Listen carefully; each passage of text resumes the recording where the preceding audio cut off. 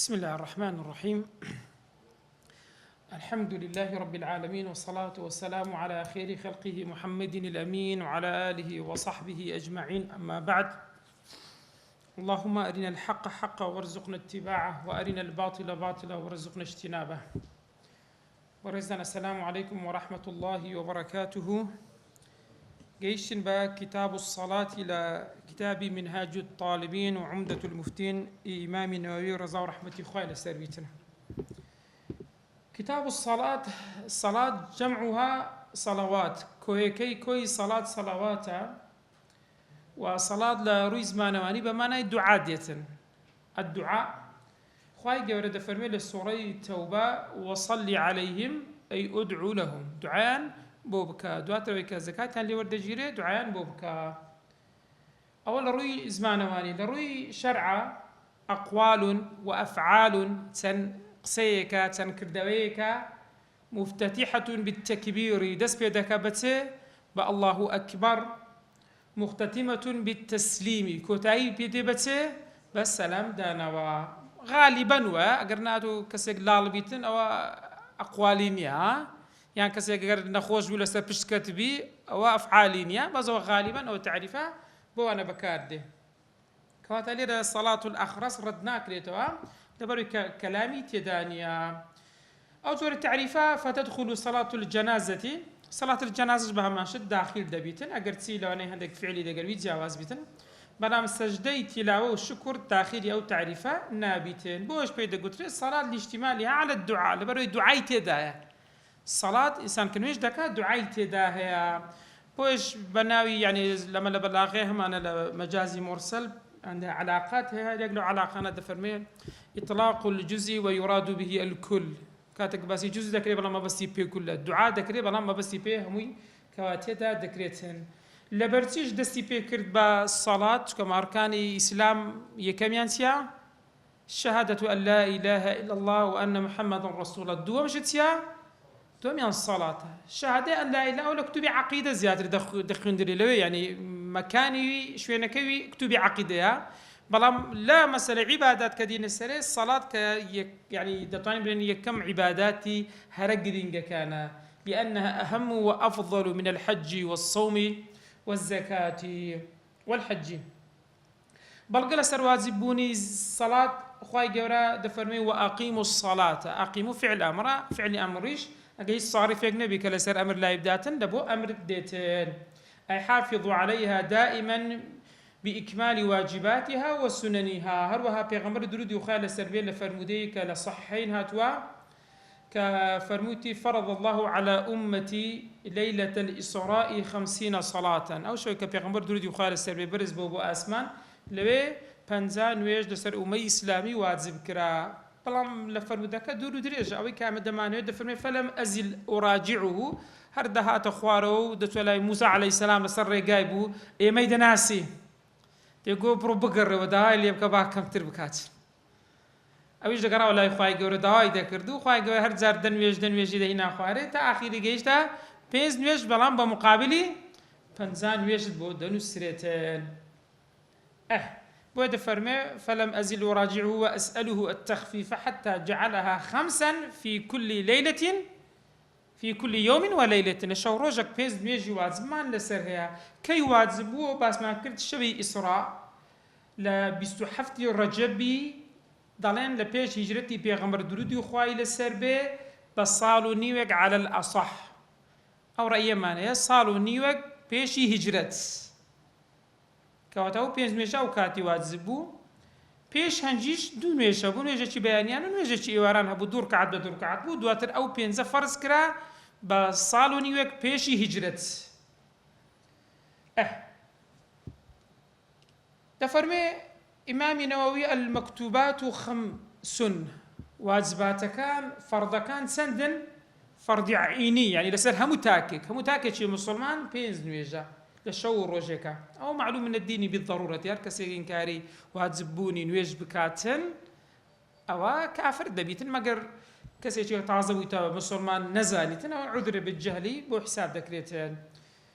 هروا أخوي يقول تفرمي إن الصلاة على المؤمنين كتابا موقوتا يعني وقت كوابوي داندراوا بەڵێ هەروەها کە لە فەرمودەیەشکەش کە پێغەمبەر صلی الله علیه و سلم بە معاذی کوڕی جەبەلی فەرموو کاتێک کە دەچێ یەمەن ئەخبیرهم خەبەریان پێ بدە ئەن الله تعالی قد فرض عليهم 5 صلوات پێیان برێ خودای پەروەردگار 5 نوێژی لەسەر واجب کردوونە في كل يوم وليلة لە هەر شەو و ڕۆژێکە 5 نوێژ چەند ڕکعەتە 17 ڕکعەتە هەندێک دەرنی حکمەتیە بۆ 17 ڕکعەتە هەرچەندە شتێکی تەعەبودیە یعنی ناکرێ بزانێ حکمەتەکەی چیە بەڵام وەکو تعلیلێک وەکو حکمەتێک باز کراوە دەرێ ئینسان سەعات ئینسان ئەو سەعاتانێک کە بە ئاگایە ئەغلب وایە دەڵێن 17 سەعاتە 17 ساعت ئینسان بە واگایە ینی لە 24 هەفتەی لێتەرەکەی چ دەمینێ 8 ئێستاش لە ڕووی طبیۆ دەڵێن 8 ساعات تاوەکو چەند 17 بە 4 7 دەمێنێ وەنیا 7 دەمێنێ 17 بە 4 24 لەبەرەوە ئینسان شەو نووسن ئەغلب وایە دەن لە 6 هەتا 8 ساعاتی بخەوی ئەوە کافیە تا بۆ ئینسان 17 ساعات بە ئاگایە لە یەقظەتە لەو 17 ساعاتە چەند ڕکعەتمان هەیە 17 ڕکعەتمان هەیە وەکو شتێکی خۆش باز دەکرێتن ئەو فەرموودە لەبەرەوەی دەچێنە سەر وەقتەکانی بزانین هەر نوێژێک لە چ کاتێک دەست پێ دەکات ئەو فەرموودەی پێویستە باز بکەن چونکە دواتر دێینە سەرێ ابن عباس رضا رحمة خوای لێبێ لە فەرموودەیەکی پێغەمبەر درودی خوای لەسەر بێ کە پێغەمبەرمان فەرموویتی أمني جبريل عليه السلام جبريل عليه السلام پێشمێژی بۆ کردم عند البيت لای بيتي برين كعبة مرتين دوزار فصلى بي الظهر نوێژی نیوەڕۆی بۆ کردم حين زالت الشمس زوال ئەوەی هەر شتێک کە ئەگەر لە گۆشەی 180 دابنی کەمێک لا بدرێ ئەو زالەی پێ دەگوت یعنی مالە مەیلی بکاتن دەرێ کاتێک کە خۆر زەوالی کرد زەوالی چ کاتێکە ئینسان کە بەیانیان لە خۆرهەڵات ڕۆژ هەردێ سێبەر لە چ ڕوویەکەم لە خۆر ئاوایە وەنیا دواتر ئەم خۆرە کە سەب سەبردێتە پێش ئەم سێبەر چ لێ دێتەوە کورد دەبێتەوە وەنیا دواتر دەگاتە ناوەڕاست سێبەر چ لێ دێ سێبەر نامینێ سێبەر ئەگەر بە 180 پلەی تەواو بێتن وەنیا سێبەر نامینێتن خاص لەنەوە زیاتر هاوینان بە چەق ڕانێ خۆر دێتن نەک بەکو برێن بەجستانان زیاتر بەلار ڕادێتن ها سێبەری ئەو شتێک کە تو داتناوە سێبەرەکە دواتر دەبینی نامینێ ئینجا هەر کاتێک کە سێبەر ڕاست بوو تەواو نەما ئەوە ئیستیوای پێ دەگوترێ کە سێبەر گەڕاوە بەرەو خۆر هەڵات ئەوە دەبتە زەوال ئەو پێی دەگوترێت زەوال یعنی خۆر لە ناوەڕاست دایدا پێی دەگوترێت زەوال کەواتە یەکەم نوێژی دەرێ بۆ کردم لە چ کاتێک نوێژی نیوەڕۆ کە خۆر لار ببۆ بەرەو سێبەرەکە لار بۆ بەرەو خۆر هەڵات وەکانت قدر الشراكي برام سن لا درابا وقدري شراك او يعني تكرم او لسر نعلي قيتانك هي شتيكي او بيد قدري قدر شراك النعلي هروها نويج عصري بو كردم حين كان ظله مثله هر شتيك سيبري وكو خويلي هاد بوا يعني شتيك غرمتك برز بوا سيبركي خطيك لي داي بزينا دبيت يق متر هر شتيك سيبري وكو خويلي هاد او عصر دس بيدكات وصلى بي هروها مغربي بو كردم حين افطر الصائم تكاتك صائم رجي خودش فيني مغرب خور اوابون وصلى بي العشاء حين غاب الشفق شفق او سوري هيك خور اواد بزرداتي كدت سورياتي او سورياتي كنما تفرمي او كاتي عشاء بو كردم او زاري يكم سرتين ويجكاني بيكرت زاري دوم كهاتو نويجي بيش نويجي كربو پیغمبر صلى الله عليه وسلم او زاري كوتاي كان لتسكاتي نويجكان كوتايان بيدي تفرمي وصلى بي الفجر تسكاتك نويجي بيان بو كردم حين حرم الطعام والشراب على الصائم تسكاتك خوارنا ولا سر الصائم حرام دبي ديارك فجر صادق بدر دكيتن فلما كان الغد صلى بي الظهر بو بياني كهاتو بياني كما لبير كردو باسي ما نكردو بياني كاش دس بيدكاتن كفجر صادق كأو روناتشي كوال خور هلات برام روناتشي افقيه بانايا يكم زاد بدر دكيتن او بيدا قلت الفجر الصادقيه كادر روجدهم هاتوا بيش نوێژی بۆ کردم نیوەڕۆی لە چ کات بۆ کردم حين كان ظله مثله هەر شتێک سێبەری وەکو خۆی لێ بێتن ئەوە نیوەڕۆ چی لێ هات خلاص بێت چ دەست پێ دەکا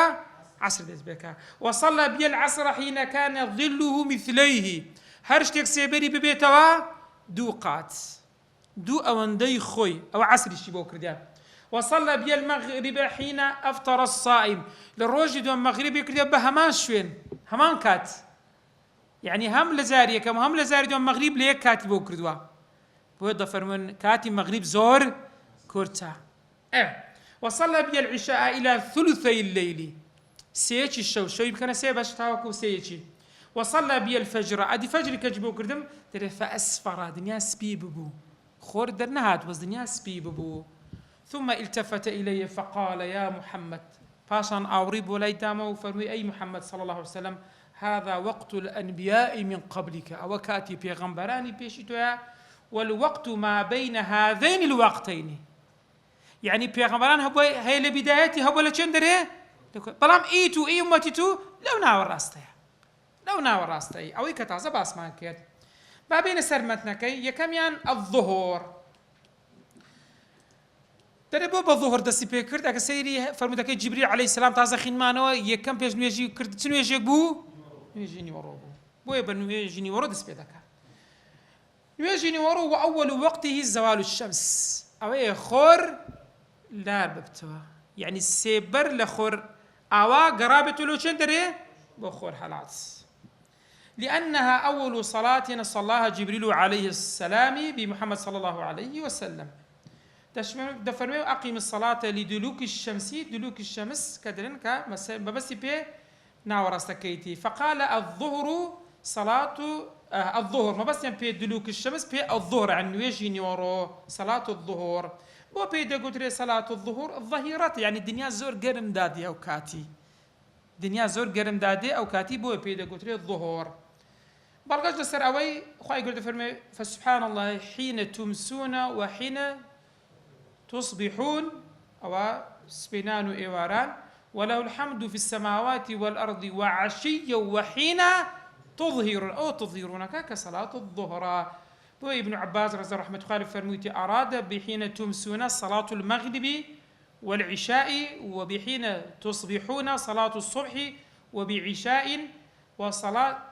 وبعشاء وبحين تظهرون صلاة الظهر وأول وقته يكميان زوال الشمس آخر كي كان جان ويجني وروتاكي دمينه مصير ظل الشيء مثله هرشتك سيبري وكو خويلي به يعني اشتيك اتو متريك الدانا وبرزكي 100 سنتيم متريك ونيا لو لا يختيك ليدا سيبركي ونيا داي بزينه واقداد بزان وكو خويلي هاتبو يك متربو او دكا كاتي نيورو كوتايديتن ويدا فرمي ومصير ظل الشيء مثله بلام سوى ظل الاستواء بيز قال لو استواء قدا او قدري شراك النعل هبو أو 9 سنتيمتر كهيا بيز قلبي ده هاشتاج أو هايليات أو كاتي نيورو كوتاي بيديتين أو زاني ما نيورو كاش دس بيدكا زوال الشمس كاش كوتاي دي سيبري هاشتاج هندي خوي نقدو هنس هندي خوي نيورو وأول وقت العصري عصر سكاتك دس بيدكا وهو دفرمي أول وقت العصري أول سكاتك دس بيدكاتن تازه باس ما کرد گوتمان لچینی ورو کوتای هات وهو لو عصر دس بيدكا سيبري هرشت بوك خولي هات وهو او دبتسه او اول وقت العصر تاكي عصر دمينه ويبقى وقته حتى تغرب تاكو خور اوادبي خور قرسي خور هي او بازني خورا بازنكي او بازني تو اودي بو او تسبيدا قلتري اوديون بلام اول شويه نشي بانتاي لمنطقة سياهي هي أتولانه العصر وخورت ليه ده تفرمي أو كادبي السيري سرتيا كان قطارنا شو ما بيتين أو هيش تهالرجع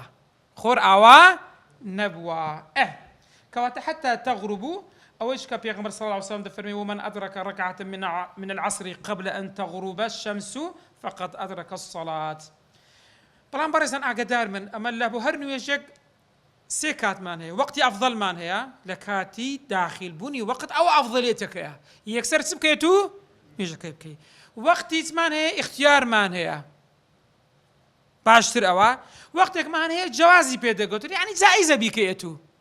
بلام وكو أفضليك وكو اختياركي نيا أقدار بن باشا بوت فرمي والاختيار رأي اختيار باشتين أو يكوا إنسان سبكاتن أن لا تؤخر عن مصير الظل مثلين يعني سيبيري هرشيك ببيتسن قات دوقاتي خوي تاوكو أوكات بلام أديك لو كاتي تاخير ترمان كرتا مغرب نويجكا درستا نويجكا دروستە بەڵام وەختی اختیار هەتاکەن گیان سێبەری هەر شتێک ببێتەوە ئەندازەی دووقاتی خۆی. بۆ دەفەرمونون پێغەمبەر صلی الله علیه و سلم تازە کە جیبریل عەلەیهی سەلام چی پێگو گوتی وەقتی ئومەتی ما بینها چییە؟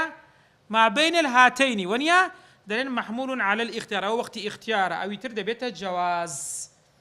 حتى هەندێک لە زانایان دەفەرمونون لەو کاتی دەبێتە مەکروه. مەکروه یعنی چییە؟ یعنی تو بەکردین لەو کاتی گوناحبار نابی نوێژەکە لەسەر دەڕوا بەڵام چاکتر وا بوو چت بکرد بە ئەوەندە تاخیر نەکرد بە ئەوە نوێژی نیوەڕۆ عەسرمان تەواو کرد. والمغرب يدخل وقتها بالغروب خۆر ئاوا بوو دەست پێ دەکاتن بۆ پێی دەگوترێ غروب دیارەکەوە لە پاش غروب بوو نوێژەکە ئەنجام دەدرێ. ئەسڵ و غروبیش یعنی البعد یعنی دووری. چۆن دەزاندرێت دەرەوەی يعرف في العمران لە شوێنی ڕاستایی بزەوالی شعاع من رؤوس الجبال ئەگەر سیایی منتەقەی سیایی بوو دەبی ڕووناچی خۆر لەسەر سیایەکان چیە نەمێنێتێن. وإقبال الظلام من المشرق وتاریکایش لە خۆر هەڵات دەبی چیە دەست پێ بکات کەوا هەتا خۆر لە دەرێبی ئەوە دەست پێ ناکاتن تا خۆر لە دەرێبی تاریکایی لە ڕۆژ هەڵات دەست پێ ناکات لەسەر سیایەکانەش کە منتەقەیەکی سیایی بوو شاخاوی بوو سەر سیایەکان چی لێیە ڕووناچی تێدایە. ئەوە لە کاتی غروب دەست پێ دەکا ويبقى تا چ کاتێک دەمینێ وەقتها حتى يغيب الشفق الأحمر أو لسر رأي قديم إمامي شافعي تاوقو أو سورايي دمين الأخر أوا تا أو سورايا ما بيت الشفق أو لسر رأي قديم يجي مغرب دمينتين وله فرمو دقي بيغمبر صلى الله عليه وسلم كلا حديث إمامي مسلم فرمو وقت المغرب ما لم يغيب الشفق تاوقو شفقك تاوبرن بالزر نبوة تاوقو أو زردات ما بي مغرب هردمينه. وفي الجديد لرأي جديد إمام نووي ينقضي كوتايدي بلام أو بمقدار هندك شد تحديدي كده يكم شد بمضي برويشتني قدري أندازي تكاتيشي وضوء دسميجك بشوي وستر عورة زلكيك بيني لبر بكيت وآذان بانجدانك و5 ركعات سنة ركعات بكيت بين ركعات بكي مغرب سنة ركعتها مغرب 3 ركعتها 2 ركعتي دوايشي 2 ركعتي سي دوايشي بوتسان وبيز يعني أو ماويا أو همويتها هموي مغربة هر بس تسبكي كم شت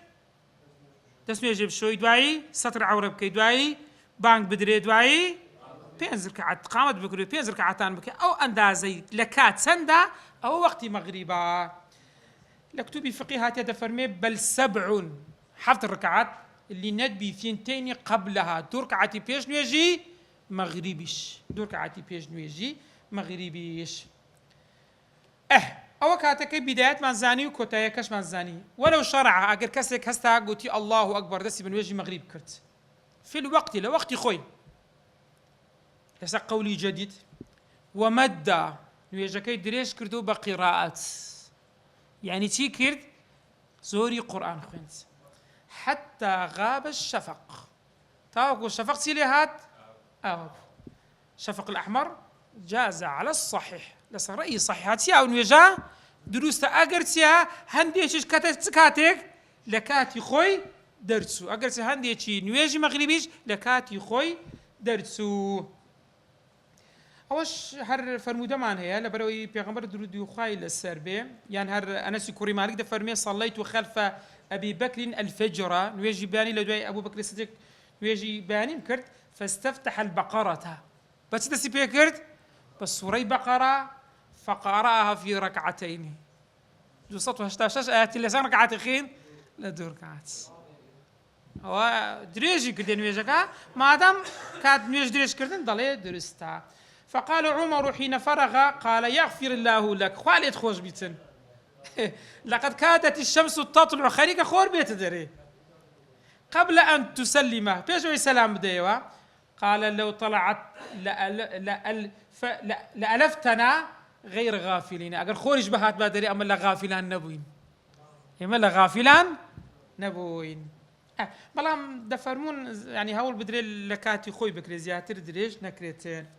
أولا رأي صحيح للرأي مقابل دري جائز نيا سكتوا نويجا كتسلي كرت لكاتي خود برد دري. قلت إمامي نويد فرمي القديم أظهر، رأي قديم هتا تشندرا تا شفقي أحمر بالزردبي والله أعلم. والعشاء عشاء كنجس في دكا يدخل وقتها بمغيب الشفق، الشفق بالزربو سوراي خور كاتك نما هيز لخور آواي دس في دكاتين هذا كل حديث جبريل عليه السلام باس ما انكر تا كيد يمينه ويبقى إلى الفجر تاوكو فجر تاوكو بياني ران فجري صادق. في أخبار درود يخالف الحديث جبريل كحفر جبريل عليه السلام دفرمي ليس في النوم تفريط وإنما التفريط على من لم يصلي الفجر. إنسان زور بخوي زور خوتنية زور خوتن لو شيء من لم يصلي صلاته حتى يجيء وقت صلاة أخرى أو إيه كانوا يجينا كاتا وكانوا يجيك يتريده يعني وجه كان يخد سلي بكا تأخير بكا أو أنا في عندك قلت لي حشاكم تنبل ها أنا أو بينا قلت لي تفريط كات الظاهر يقتضي امتداد وقت كل صلاة يعني ذكر هالنويجك كاتكي ما بينيه ذكر تأخير بكري لبو كاتب بلا منقاتتير. والاختيار نيجي عشاء اختيار وايا أن لا تؤخر عن ثلثي الليل سيجي شو بك سيبش تابشي يكمي يعني بون مناقر 6 ساعات بشو لأنه يجي عشاء بون يجي بياني تا 2 ساعات يكمي تتو أو وقت اختياري بيه تقدري تفرمي اختيار وها إنسان للثلث الليلي لسيجي شو تأخير ترنك لو كل حديث جبريل عليه السلام باس مان كيرت لقولك وفي قول نصفه لقولك هتاو كتسندي حتى نيوي شو هوش كبيغمبر درود يخالي سابي لفرموديك دفرمي لولا أن أشق على أمتي لأخرت صلاة العشاء إلى نصف الليل. أقول لسر أمتك كم زحمة نبا قرص نبا نيجي عشام تأخير ذكر تاو كتسكاتك تاو نيوي شو بلام لبوت شي شو نيجي بيبكي نقلة تنبال يعني كي يعني إنسان أقر يجي عشاء تأخير ذاك يستأخر كان يجي زور ما شاء الله دوازي شيء يجي عشاء قال له كاك هر خريجي مشغولة ها إذا ما دام تأخير كده حسد اسمه يجي بشو دورك 10 يجي بكا أو أدرو بعد عشان يقول له لا تسي خودة تو هر واقعي سهنري تداني ها وفي قول نصفه. والصبح نيجي بياني بالفجر الصادق فجر صادق سيا وهو تعريف ذكاء تفرمي المنتشر ضوءه معترضا يعني روناتشكي بآسوية بباناي لچن دري بالأفقي لچن در لخور حالات ذا فجر صادق وفجر كاذب كوب دردكوي تفرمون فجر كاذب أوي روناتشيك لخور حالات بلام روناكي برز هذا لا تفرمي وكو كلشي غورغوايا يعني نيا يعني أجر روناتشيك بيني برز بو أو هيش داخلي نويجي بياني نبويد أدي نويجي بياني سكاتك روناتشيكا ببانياي خور حالات سر هذا داتن بدردك أو فجر صادقي بيدا قلت ليه تاكين نويجي بياني دميني بريزان تفرمي ويبقى وقتها حتى تطلع الشمس تاخر دردك يتم أولا فرمودك بيغمبر عليه السلام كواب اسمع كل جبريلية. والاختيار أيش وقت اختياره أن لا تؤخر عن الإسفرار يعني لا سبياتين نيجي كتسبدرن كردواري ناوتشي هي مزردانغو نقاتا زرداتيا نظام سبيدرن يعني روناك بو دنيا بس نقدر أوراد تاو أو بيتن يعني أوندي خور درنا هاد بيتن أو نابي دبيتن بلا نقاتا أو كاتي اختيار رأي اختيار نكاتي أو كاد تفرمي وهو الإضاءة روناك بالدنيا هروك الحديث جبريل عليه السلام باس كراوا أو نويجا كان هر بيزمان باش كرت كاتي يكمو كاتي كوتاي هندق نويجي وقت اختياري هبو كسب سياري هيا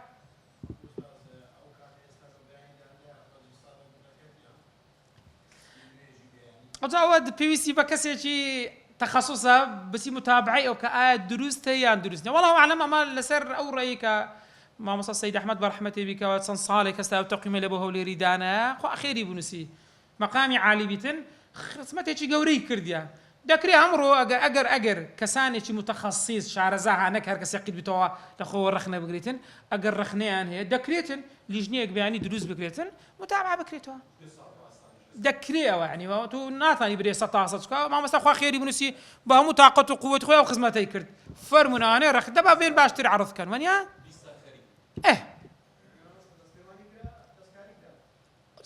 دەڵێم ئەوە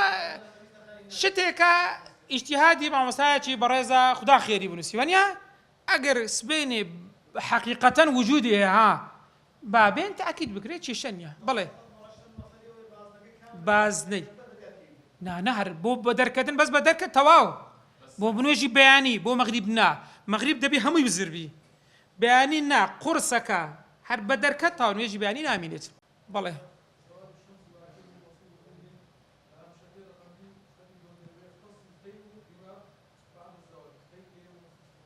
لە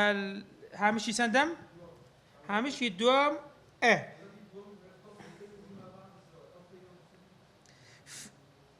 ئەوە فەی زیاتر وەکو سێبەرە سێبەر هەنی سێبەر بەرەو ئەوی بڕواتن بەرەو زەوال بڕوا سوەخت و خێر نیۆڕۆ چ پێ دەڵێن نیۆڕۆ خۆر ئەگەر بە ١٠٠ ستونی بێ بە ١٨ پلەی بێتن سێبەرەکە چی لێ دێتن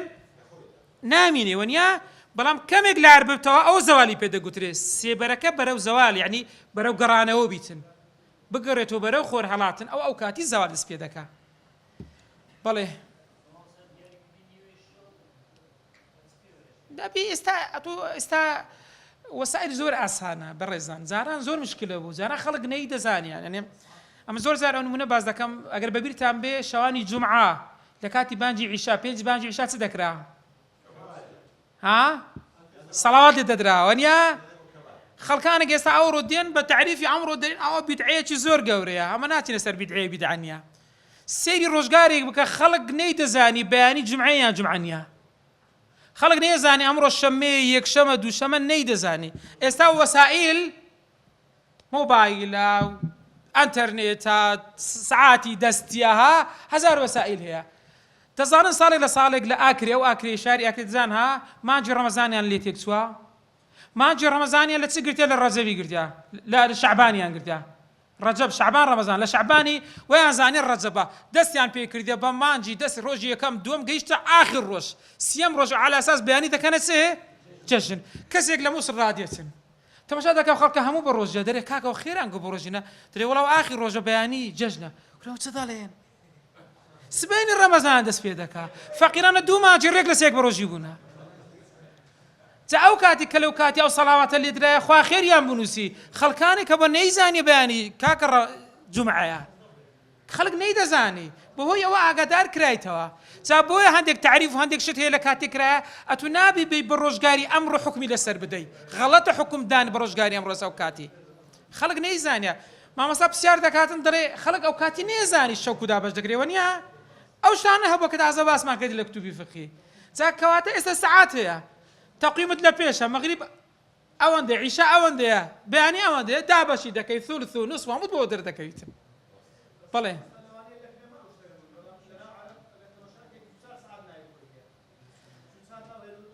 سلوچ سار هەیەی بەس هەمووی تەقدیرات بۆ چی ئێستا نەبووە دوای ئەو سەعاتە لە کچێ لە کچێ چێی عەرەب چێی مسلمانانی عەرەب لە زانایەکان بەڕێزم لەکە منوت و نەبووە ئێستاش لە هەزار مەجموعەیەکی زۆر هەیە 24 سەعاتی ظەهیرە و عەشیە و نازانم چ ئەوە خەڵکانێکی عەرەبیش نازانی ماناشی چییە کەواتە ئەوە خاصە هەموو کەس شارەزایی تێدا نییە با زیاتر ئەوە نەکەی ئیسفادە کرد دەفەرمێ قلت ويكره تسمية المغرب عشاء إمام النووي دەفەرمێ مەکروهە ئەتوو بە نوێژی مەغریب برێ عیشا بە نوێژی مەغریب تەسمی مەغریب برێ عیشا و تەسمی عیشاش پێی بگوترێ عەتەمە فرمودەیەک هەیە کە ئیمامی بوخاری دەژێڕتەوە پێغەمبەر صلی الله علیه و سلم فەرموویەتی لا تغلبنكم الأعراب با عرب بەسەرتان دازاڵ نەبێ على اسم صلاتكم المغربة لسبب كأوان ناوي مغرب تان بو دابنيتن نويجي مغرب فرموي فإنها في كتاب الله العشاء لكتاب خواي قورة بنويجي عشاء قترا وعشاء بلام أوان سيال بيدا قو أو كاتي هستا أنا ناوي تريان بيدا قترا جابوا لا فرمودكي بيغمر صاصم كباسك قوتي صلاة المغرب عرب بيان دا قلت لا عشاء بيدا قوان تنقول باقسي عرب بسرطان دازال نبيتن مغرب بي بقلت لي مغرب عشاش بي بقلت لي سي عشاء نقعتها مع عتمتها لو كاتي وقت دوشيني حشتركان ينبو عتما يعني كاتي دوشيني حشتر با او كاتب وبنا وبان نكريتن كواتا اودو مصطلح اسلامي شرعين مغرب عشاء وهروها ويكره النوم قبلها لبيش عشاء مكروه إنسان بخويتين أي صلاة العشاء بعد دخول وقتها لبرسي أو برام لسه كاتك داخل نويج دبي مكروها شكا بيغمبر دو خالة السلبية كان يكره النوم قبل العشاء والحديث بعدها بيغمبر صلى الله عليه وسلم نويج عشاء بمكروه دانا بو قسا كردنيش لدواء أو إلا لبو مسألة خير بيتين دري احتمال أو كسب خويتن واقانيتن كوات نويج كيش لدي ضرواتن ويكره الحديث قسا كردنيش لدواي أو يعني أصل وا خلق دواي نويج عشاء كرد بخوي شوتير خوبي بنويجي بيان بو شو نويج صعلاق بي نشيط بها بو نويجي بياني بهماشت نك نويجي بياني دا كان ازاني روي لچن درو تصدلي وتصنالي تنا هر جارو هلا تنبليان بالي في هلا تنش خوي هر خلاص بيزو خوي ورجير يا يعني تفرم إلا في خير إلا أقسكرنا لسهبتن خيرش قراءة قرآن حديثة مذاكرة فقه رزقرتن لميوانا أو أنا مكروه نينا أقرأ أشتانا هبيتن والله أعلم هلوها ويسن تعجيل الصلاة لأول الوقت سنة وهمون ويجكان خيرا لكاتي خوي لبدايتي كاتكاني بكي هلوها كلو فرموديك ابن مسعود دجرت ورزاي خوالي بي كسك بسياري كر لبيغمبري خواه صلى الله عليه وسلم أي الأعمال أفضل ساكتين كردوت يا قال الصلاة لوقتها أي نويج دكاتي خوي بكيت كواتبوي إنسان هاول بدا نويج كان لزوترين كات بكاتين وفي قول لقول يقدر فرمي تأخير العشاء بعشاء سلي بكريتين تأخير بكري أفضل أو أفضل ترى سكا حديثك أبي بارزة جيرتو كشيخين هنا يتيانوا بخاري مسلم كان رسول الله صلى الله عليه وسلم يستحب أن يؤخر العشاء يعني واي بي باش بعشاء سليب كي تأخير بكيد بلا ما هو بو صلى الله عليه وسلم مستحب بي باش بوالي بكات خل كان اگر بزاني نويجا كي دسيتن نا نويجا كي خود زوبكا اگر الشو نويجي بيو دكي دكري تأخير بكيت تاو قدرن شو نويجي بيو بكيت سمع حدث أو لا ترى برو سمعتها كيبك أنا لدس خوتان مدن أو نويجي كان أصل وهم ولا كاتي خوي بكري لقولك دري عشاء مستحب تأخير بكري لقولك برام دري بيغمبر صلى الله عليه وسلم مواظبي وابا نويجي عشاء دائما زو كرديا يعني أصل وها زو كرديا بيغمبر صلى الله عليه وسلم ويسن الإبراد بالظهر في شدة الحر سنة نويجي نيورو كم يك تأخير بكري تاوك الدنيا كم يك سار دبي لا تكاتك في شدة الحر يعني أجر زور جرمبو باشا تكاتك أوا دفرمي والأصح اختصاصه ببلد حار أو تايبة بوش ويناني كوا جرمة نمونا وكو حجاز هندق العراق يعني وقت كان منطقي وسط برو جنوبي ونيا الشمال ما شاء الله لا يخمان فيهم خوسها دلني يمنيش يعني وكو كتبي فقي باسكرا ولا سردماني خوي اسا روزگار گورا اسا هولير سندان بلاي گرمي زيادي كرديا ونيا هموش فينا كان گوران كاري بسردهاتا كواتا اگر لشوينك زاندرا زور گرما دكرين ويجين يورو تلي بكري تاخير بكن او لو شا لو بلديك وحاره وجماعه مسجد لبو او كسانش كدانو بين لمزقوت اماده بن يعني مجموعه كسيك هي مال يان دوره لمزقوت او انا عادت يا نوايا تدا كان دي نويجي نيورو قام جماعه دكان كاكا لبر خاطري وان نويجي كتسليب كان تاخير بكان لو جماعه مسجد يقصدون اسكون دين باش داري دكان لبي بلام من شيء من بعد شوين يان دوره اوانا كواتا اگر هاتو لشوينك قرم نبو اصل وان نويجي كتسكات بكري دكاتي خوي لشوين يقابو أو مجموعة كانوا يجد كان هم لويبون هذا كاتو خوي بكاتو انتزاری کەسی ترش بکە کەسی تر نییە انتزاری بکەیت وازانیان دەفەرمون معیاری چوە بۆ پێغەمبەر سەڵام ئەو نوێژی نیوەڕۆی تاخیر کردا تاوەکو دیوار سێبەری لە بۆ دروستبی خەڵک لە ژێر ئەو سێبەرە بتوانی بێتن چکە لە کاتی ئیستیوا سێبەر چ لێ دێ نامێنێ بۆیە دەفەرمون کەمێک تاخیریکەن تاوەکو سێبەر دروستبی تاوەکو ئەو کەسانەی ئەهلی مزگەوتن بەو سێبەرە بێن بتوانن لەوێ ئامادە بن باش ئەو جاردێن باسی بابەتێک دەکەین کەسێک ئەگەر هاتو نوێژی لە تاخیر کرد نوێژی نیوەڕۆی تاخیر کرد کەتە کاتی عەسر سێ ڕکعەتی داخلی نیوەڕۆ کرد بەڵام ڕکعەتێکی داخلی چ بوو عەسر بانجی دا ڕکعەتێکی ناو عەسر تاوا کرد با بزانین ئەوانە حکمیان چۆنە دەفەرمێ ومن وقع بعض صلاته في الوقت هەر کەسێک هەندێک لە نوێژەکەی لە کاتی خۆی کرد هەندێکی کەتە خارجی وەقتی خۆی فالأصح أنه وقع فالأصح رأي أصح أويا أنه أجر هاتو إن وقع أجر رويدا لوقتكي خوي ركعة يك ركعتي لوقت خوي كرت فالجميع أداء هم يبوا حساب دبي بأداء أداء مقابل كيسها قضاء يعني هم يبقى أداء بحساب دبي هم أويا كوالكات خوي كردوتي أولا صارت رأيك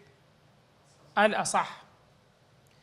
بابا سي في غمر درودي خالد سلبي دفر من أدرك ركعة من الصلاة فقد أدرك الصلاة هر كسي يك ركعة لنويج بيراجيشت كأنما همون ويجكي بيراجيشت يعني وإلا أدي أقر ركعة يجنبو يعني كم تل ركعة يجبو بأن وقع فيه أقل من ركعة فقضى أن يجب بس حساب دبي بقضاء حساب دبي بأداء حساب نابتين سافرق لنيوان أداؤه لنيوان قضائي تبرزان لهمو أدائك أتو أجرو باداشي خود وردقري تنزو تربي خيري زياترا حسب يعني أو كان ببتا قضاء قنح باربي آثميشي لبريوتو فرمانا كد لكاتي خود زي بزي نكرتو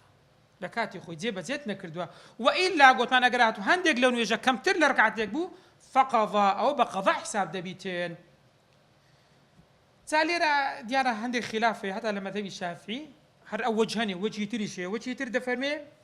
جميعه أداء هر هم يبقى أداء حسابي مطلقا ذا ركعتك به كم ترد ركعتك به رأي تره درنا خير هم يدبت قضاء ما دام كم ترب ولا ركعتك والرابع رأي سارميان أو لك نقول باز نكرها أن ما وقع في الوقت أداء وما بعده قضاء أو سيركعتي لكاتي خوين ويجيني ورد كرد أو أداء أو ركعة بليكتنا كاتي عسر أو دبتت أو دبت قضاء زابوي مسلمانان حقنية كم ترخم بن لكردني نويج لكاتي خوي بهيس نوعك مجالي أو ندن نويج كان لكاتي خوي تأخير بيه دين باسي مسألة يجي دكين أجر لشوينك بوي نتزاني كاتا كانت ليك ندكر دا سجن بوي تاريخ بو تدكي تفرمي ومن جهل الوقت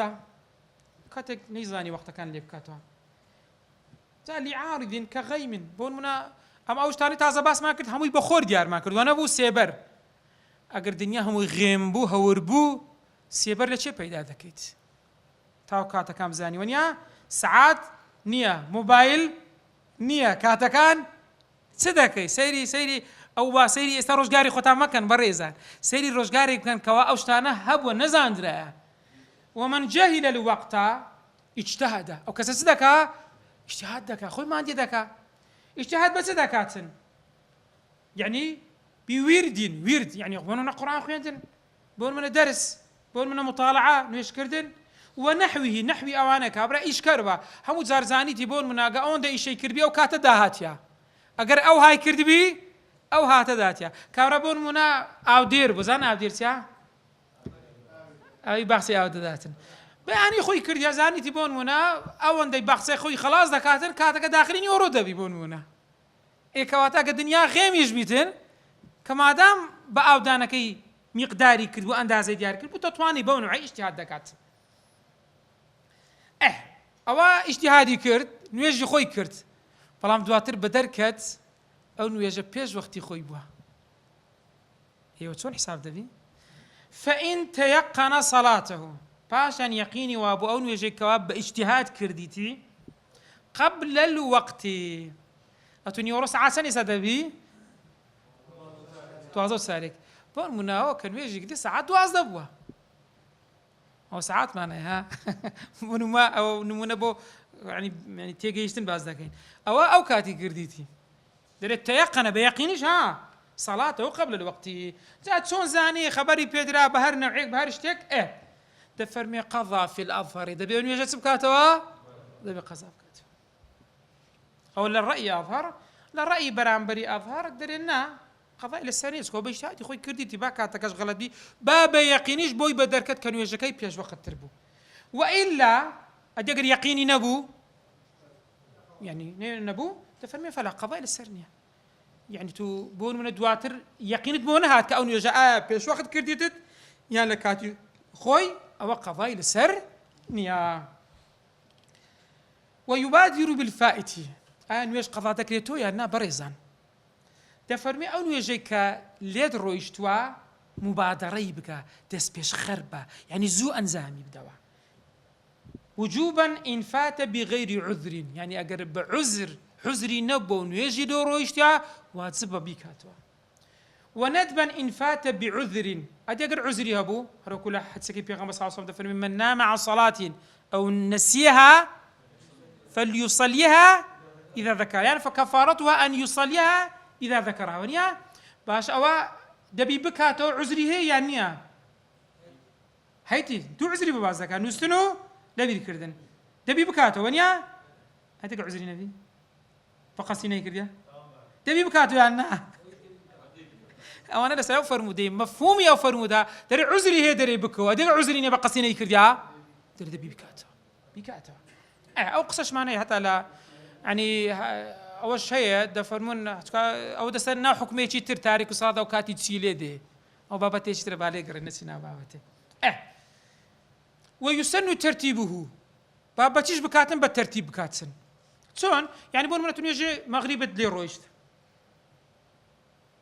مغرب الروي عشاء ده تصدقي سو داخلي حسابي يا كم شد مغرب كيدكي تو هاي عشاء كيدك ويسن الترتيب يعني واب الترتيب يعني هر نيجك لبيش او نيجك بالترتيب يا خوي ديتين وتقديمه على الحاضرة التي لا يخاف فوتها برامج تسمار زيقتو لبيش دكيد اگر هاتو بونونا نيجيني ورود نكرديا نيجي نيورونا با نيورويد بينك عصرك نمونا كازوان ريك بيتن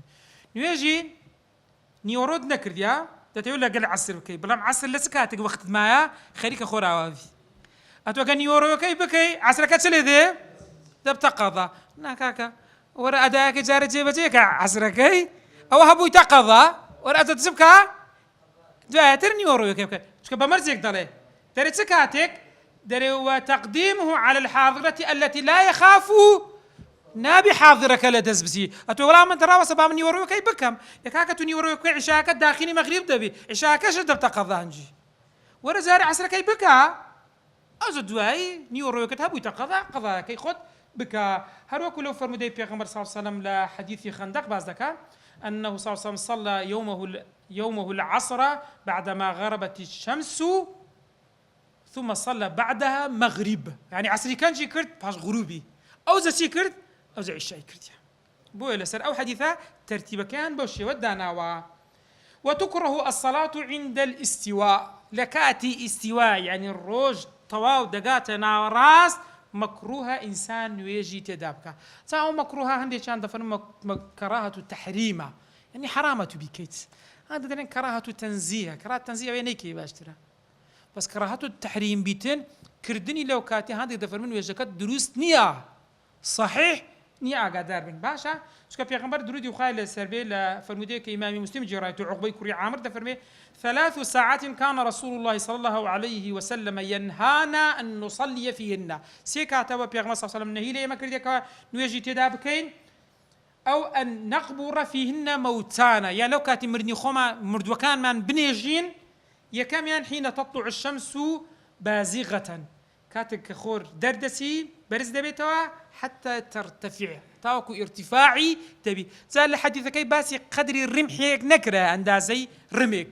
لا كتبي فقهي بازكريتن دريتو بتساوي خد سيريكا خور هلات برزيكي مقدار الربح يكدبي يعني ما تروني ويك تقريبا والله الربح قديم ندي تنازع ما تروني ويك دوب سم ونازع بس او مدة بتساوي تو ها اگرناتو بسيلو سيريكي او بتديار ناقري واندازه يعني لبيش ساوي تو باندازي ربحك اويك وحين يقوم قائم الظهيرة قائم الظهيرة ما بس بي او حشتراني بو دري حشتر لقرماي زويتيان دكرت هردستان بني هن قرم دبو هردستا وسبحان او بيدا قلت قائمة الظهيرة حتى تميل الشمس تاوكو كم خورتلي دكا ميل دكاتن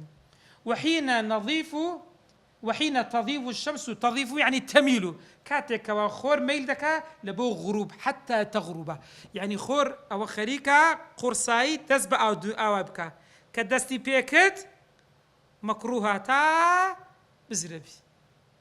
او كاتي اقدر من باشا يعني لكاتي دسبيك باوابور قرصكا تاوكو بزربي كبزربو كاتك دسبيدكا او روج او مغرب دسبيدكاتن تنها يعني مكروهة إنسان نواجي نورو لكاتي استوابك إلا يوم الجمعة إلا نواجي جمعة نبي نواجي جمعة دبي لكاتي خوي بكري هروك لفرمودية كاتوا كبيغمر صلى الله عليه وسلم فرموتي نهى عن الصلاة نصف النهار حتى تزول الشمس إلا يوم الجمعة إلا روجي جمعة نبيتين هروها وتكره أيضا الصلاة بعد الصبح لباج نواجي بيانيش مكروهة إنسان نواج بك حتى ترتفع الشمس كالرمحين أو رمحين كتعزب أسمان كير وتكره أيضا الصلاة بعد العصر حتى تغرب تاوكو دبيتين غروب دبيتين أو بريزان أو نواجاني كسبب يانيا تسي نوافل مطلقة هيت سبب شي نية أوانا مكروهين إلا صلاة ما قر نواجك تاجتان كاتمان باسكرت استواء خور درها بياني لكاتي نواجي بياني تاخور هردي لكرني نواجي عشاء تاوكو خور أوادا بيتن إلا نواجيك بيتن لبو سببك شي هي كفائتة نواجي كدلو ريدة توي قضاب كيتوا درستا شو مزقوت تحية المسجد بوتيه تبكي سنتاج تسنيجي شوشتيا بوتيه دورك عسبكيت سنتي وضوء بكي او انا همو سيان هي همو السبب يعني اجن ويش سببي هبو لو كاتانشتها درستا اجا دربن باشا اذا ولا تكره صلاة كسوف صلاة كسوف مكروه نيا يعني بون من التقيني ورو لكاتي استواء خورتي لهات جيرة درست يكسل انه صلاة كسوف بكريت استسقاء او كباز نكره زانان دفرمون دكريتن نيجي بارنا بارين طواف او كسكتي طواف دكاتن او هر لوان هر مشموله دوات الباس دكين تحيه للمسجد سني وضوء كتاز باس ما كرد وسجدة شكر كباسي كرد سجدة شكر سجدة تلاوه بهمانشد او انا لو وقت انا بما كنت او انا هميان سيا هميان سبب يان هي ادي او فرمودي بيغمبر صلى الله عليه وسلم او سيكاتي كدري مكروها او حمل يان لسراوي كرد لسر نويجي كواهيد سببي نبيتين وإلا كواتا ليرا همون ويجك لحرمي مكة سببي نيها حركاتك برو لبيعتو تسبكا ويجي خودك على الصحيح لسر رأي الصحيحة بيغمبر صلى الله عليه وسلم تفرمي يا بني عبد المناف لا تمنعوا أحدا طاف بهذا البيت وصلى أي ساعة شاء من الليل أو نهار لك اسم مقرن لا تسكاتك دي ويجي دكا بابكاتين كاتمان ما بسينا سر واجبونيش واسام قالك زورني اگر توابو كات ها زور ما ده دقيقة ما بس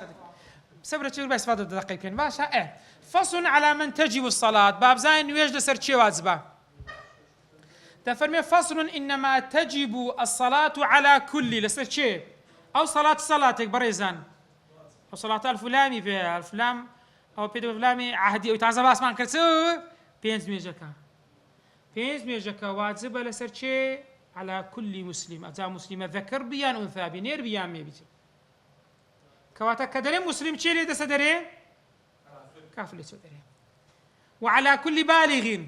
أمنا ودي تكرار ذاك موسكا همو لسريك عطوة نيا لسر همو بالغ كوا شيء لسري واجبنيا قبل البلوغ لسري واجبنيا وهروها عاقل شيت للسرينة طاهر أو طاهرة ما بس تبي آفرتي حيث دارو نفساء أوان شكل السريان واجب نين ويجكش قضاء ناكنا أو طاهرة أقدر ما بس في أوان هر کسی اگر هاتو او شرطانی تی هات دی دبین ویجی خوی واجب لسری ببلغوا ادی کافر اگر کسی کافر بو هات بو مسلمان قضاء ویجی کانی خوی دکاتوا تفهمي ولا قضاء على الكافر كافر قضاء لسر نيا خوي قرد فرمي قل الذين كفروا إن ينتهوا يغفر لهم ما قد سلف إلا المرتد تنها وكسر الذين هرق رايتها تسكو بويتا مسلمان شهادي هنا نويجي كردي واسب كردي دواتر مرتد بويتوا لحالي ردة نويجي للرؤيا أقربو مسلمان دبي تسبكا هذا هم قضاء بكاتوا إنزا ولا الصبي هروها قضاء لسر الصبيني أو عطف أقدار من قضاء لسر شينيا لسر صبيني يعني الصبي بالغ بو الصبي أقر بالغ بو قضاء لسر نيا أجوان منا مزار بس الدينوا يعني جنزيكا ده بالغ بي أجوا زيادة ما بلوغ باحتلام هي بلوغ بالسن هي بصال ونيا لا ما تبي شايف الله أعلم بهذا صالي دانا يعني بون منا أتو نيجي عصر بوا أتو هشتا داخلي بهذا صالي نبوي نجيش مغربي داخل بوي كاتون يجي عصر دبي سوكي دبي بو نقزناك أداء شو داخلي وقت نبوا أنا يجي دبي بكاتنا دبي بكاتن شو باسي السن دكريتن أدي من ضال ويؤمروا وشيء الصبي لزماني عربي زوزر بمذكر ده قتري بلام ابن حزم رحمة الله ده فرمي الصبي وتستعمل المؤنث بمؤنث شو بكاردي هذا زار ده الصبي صبية أجا أو يا أشي بيونبي هردو كان دقرتو أقدار من باشا ويؤمروا أو صبي كمميزة يعني اشتغلك دكاتو تساقو خراب لك دكاتو أمري بيدقريت سبكاتن نويج بكاتن ل7 لسان صاليوا لحوت صاليوا يعني كحوتي طاو كرد دبي نويج بكا دبي ولي أمر كيتسي بيبكا أمري بيبكا اي بيشي دبي فيري تشي بكا دبي فيري طهارتي بكا فيري دسميجي بكا دبي اشتاني مفيركا ونيا فيري نويج بكا تاو كوفر ما نويج بكا ويضرب عليها ل10 أقل إذا صار نويجي نكرد ليه دات بلام ضربا غير مبرح بلام ضربك نبي كا تموت ساوي شينو مور كاتسن يعني شينا شي بشيني أقدر من لوشتانا بدوركم نوا إنزا أو الصبي قلت من قضانا كاتو أقر بالغ بو ولا ذي حيض هروا آفرتك أقر حيض دار بو أو السنة كاتن أوش قضاء ناكاتو أوش قضاء ناكاتو يعني كاتو با أو أفرتا باقو ناكاتو أو مجنون أو إغماء شيت أقر شيت ومديك دواتر تسابوا أو مديك توشي شيتي بوا يعني لخوتوا أو النايكاتو أقدر من قضاء لسانيا بخلاف السكري سرخوش يكاش أقر بعمدي بخوي خوارديوا فلما أقر أقايل نبو شراب يشان شليه يشان بو هنا شراب بغلط هما كان خمرنا شليه يشان بو هنا خوارديوا سرخوش فقال اخونا ما كاتاكاي لي رويشت او قزانا كاتو لو بس قزانا كاتو اسكو بخوي خوي سرخوش نكرتيا فلما قال دسي خوي تدابو دبي قزاف كاتو بخلاف السكري ولو زالت هذه الاسباب اديقو اسباب انا ما سبب كان سبون بريزان كذا باسمان كرت كفر من ضالي حيض نفاس شيتي لخوت سنونيا يعني سرخوشي وبقي من الوقت تكبيرة يعني لخوت سوبو باقاها توا تبيني كات يك تكبيرة ما كات يك تكبيرة ما أو نوجي أنزام دا تبي تسبكا أو نوجي بك يكسر ما دام هي تكبيرة ما با الله أكبر نوجي كي بكاتين وبقي من الوقت تكبيرة وجبت الصلاة يعني أو نيجي لسرسها أو نيجي لسر وعزبك وفي قول يشترط ركعة لقولك دفرمي بارتقايت سندي يق ركعة أو أدري اشتري يا أو اللي بيتك زيادة بيتك بس تكبيره بس لحظة ذكري ونيا بس أو ترناكري والأظهر وجوب الظهر بإدراك تكبيرة آخر العصر أو نيجاني كوا جمع دكرين لنيوانيان بون من يورو دقر عصر دقر مغرب دقر عشاء دفرمي نويجي نيورو الأظهر لسرأي أظهر أويا واجب نويجي نيورو مع العصر لقى العصر بإدراك قدر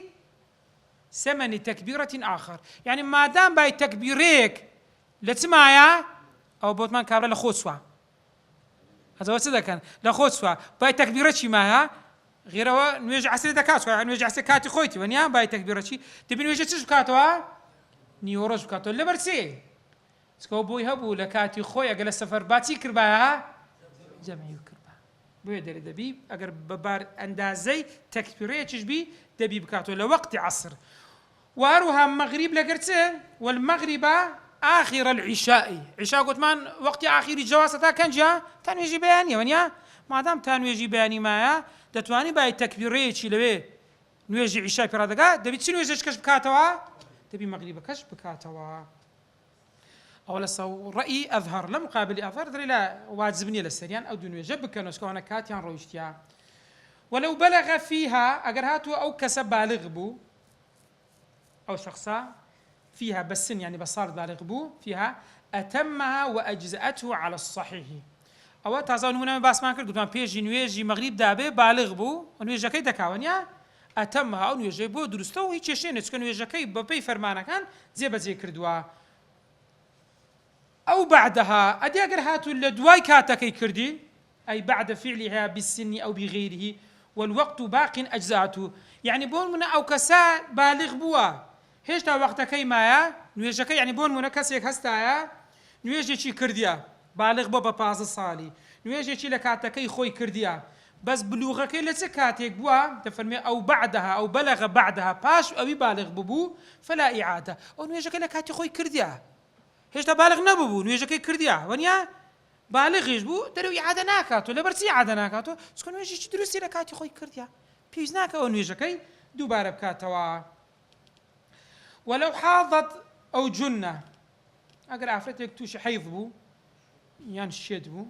أول الوقت لسرتاي وقت يعني بقولوا من مزوج عفرت كم ترخمي لنويجا أنا ده كان لتش حيضة دوازدو سارق بون من بازدكين بانجي ده عفرتها باكا ليه مالي خوي بوس عادي نويجا كينا كرس عادي توش حيض بو حتى توز حيض بو سير ده نويجا هو تا باكا بتو تاخو بينز روجا شجرة ثاني بدسيونيا